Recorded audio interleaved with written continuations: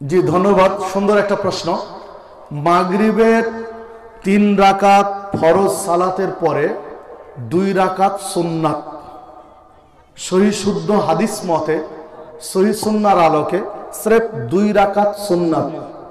এরপরে এশা পর্যন্ত আল্লাহ রাসূল সাল্লাল্লাহু আলাইহি ওয়াসাল্লাম কোনোদিন কোনো সালাত পড়েছেন প্রমাণ পাওয়া যায় না, পড়তে বলেছেন প্রমাণ পাওয়া যায় না। হ্যাঁ, 2 রাকাত সুন্নাত পরে যে হাদিসগুলো রয়েছে, যদি কেউ 6 রাকাত আওয়াবিন পড়ে তাহলে তার জন্য জান্নাতে ঘর নির্মাণ করা হয়।